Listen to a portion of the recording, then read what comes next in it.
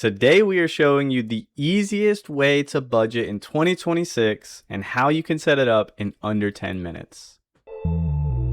Stop wasting money on that dumb shit and instead put it in investment. I know it's tempting, you'll spend it and be broke again.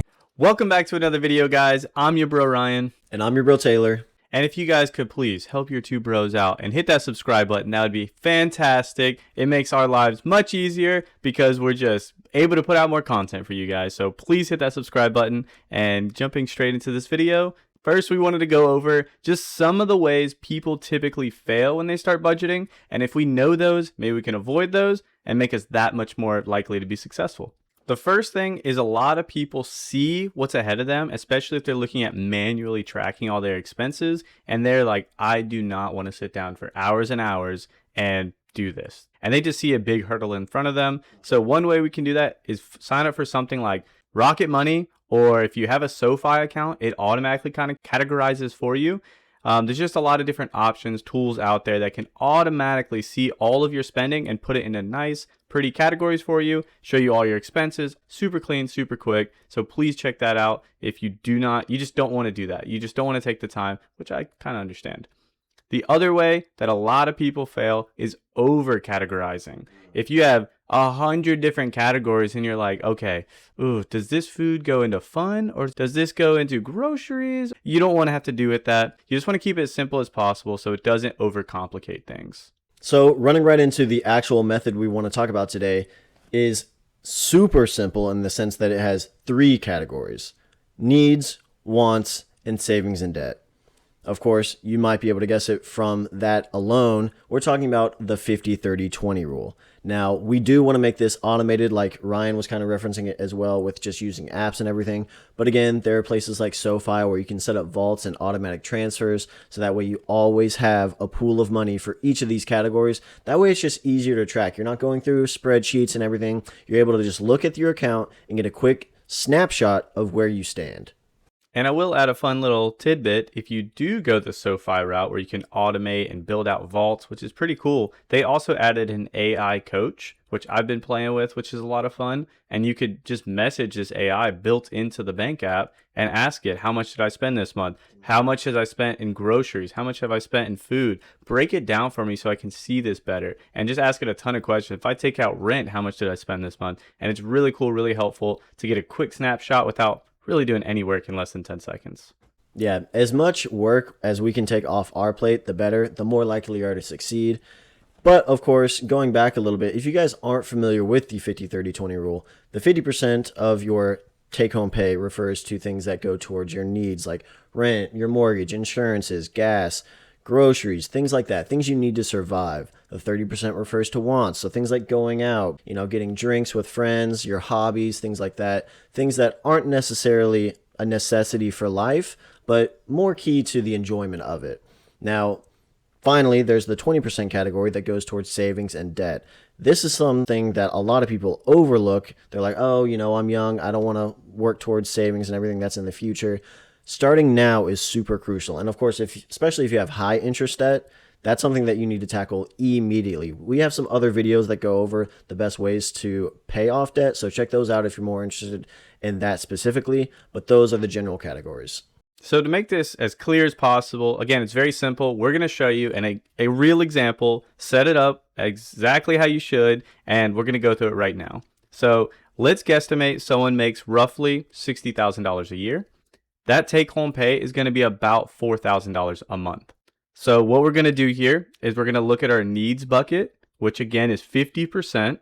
So we take our $4,000 a month, multiply it by 0.5. So we have $2,000 a month to spend on rent, groceries, utilities, car payment, insurance, etc. Then we're going to look at our wants category, which is 30% of our take-home pay. So we take that $4,000, multiply it by 0.3. So we have $1,200 a month to spend on dining out, gym memberships, whatever you want to put there as a want. Then lastly, we want to save for our future and we want to pay off those pesky debts. So what we're going to do is take our $4,000 a month, multiply it by 0.2, and we get $800 a month. So we can say in that case, put $400 a month towards our emergency fund and save $400 a month towards payments towards debt. And that's it.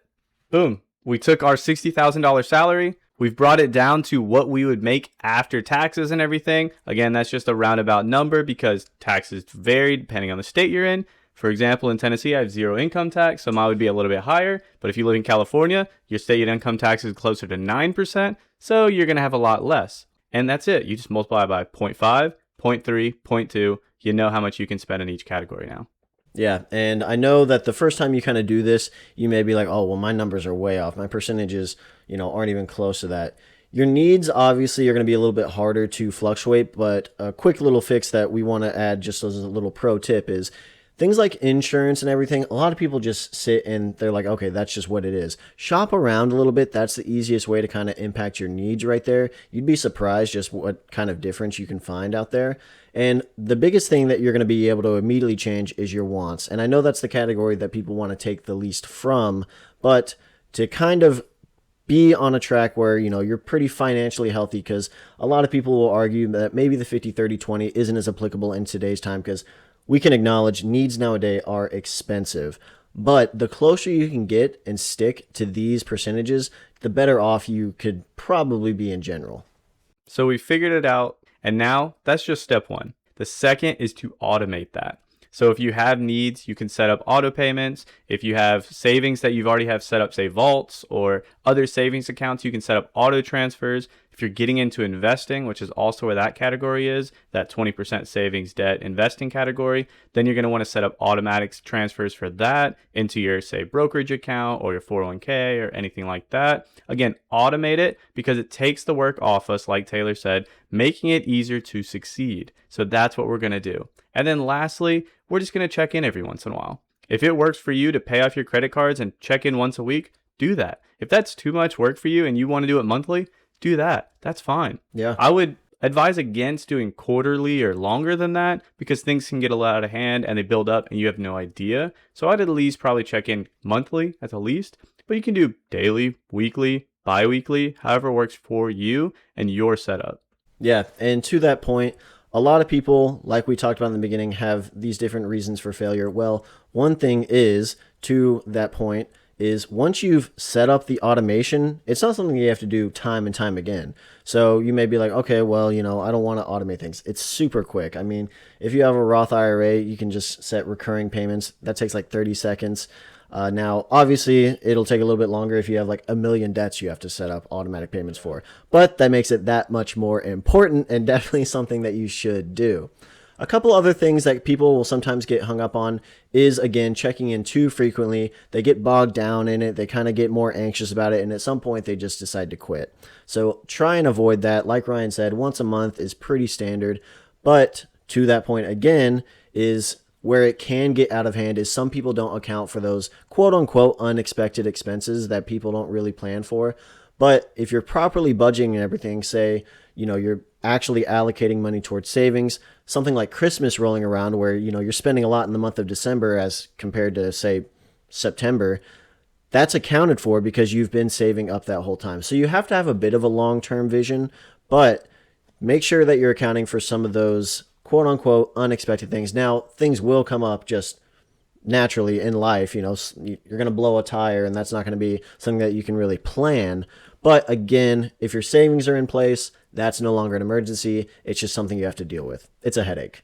Yeah. And give yourself leeway. Don't go crazy. Don't make your needs 80% or anything. But starting out, maybe you're just getting used to it and you blow a little past your wants, but you got to rein it in. And then you do it the next month, but it's getting better. It's going in a positive direction. That's what we want to see is a good, healthy trend. So for me, I have my needs a little bit lower, a good bit lower than that 50%. So those can go into wants and savings and grow those even higher and go even faster. Maybe invest more, maybe go on a bigger vacation. That's all what you can do once you have these numbers worked out and you just play with them back and forth, but you cannot go into debt. So once you run that $4,000 down, there's no more money to spend. You can't put it on credit cards. You can't get new loans because that's just borrowing money and getting you in a hole that you can't get out of. So what we're going to do is we're going to stick to that number, but we're going to give ourselves a little bit of grace, a little bit of leeway, just because it's a hard thing to do. It's a hard thing to start. That's why we're trying to make it as easy and automated as possible. So we'd love to hear from you guys down in the comments if you think this type of budget is applicable in 2026 and beyond. I know a lot of people have very strong opinions on it. The classic, oh, Dave Ramsey's so out of touch. Like Ryan said, this is achievable in some senses. Now, of course, it helps with your income and where you live and everything. So there's a lot of variables that come into play. Like we kind of said at the beginning, someone in California might be able to have different percentages than someone living in rural Arkansas.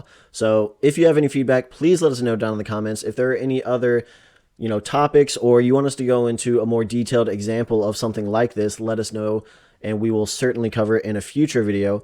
Other than that, of course, if you like this video, be sure to subscribe and share, and we will see you guys next week.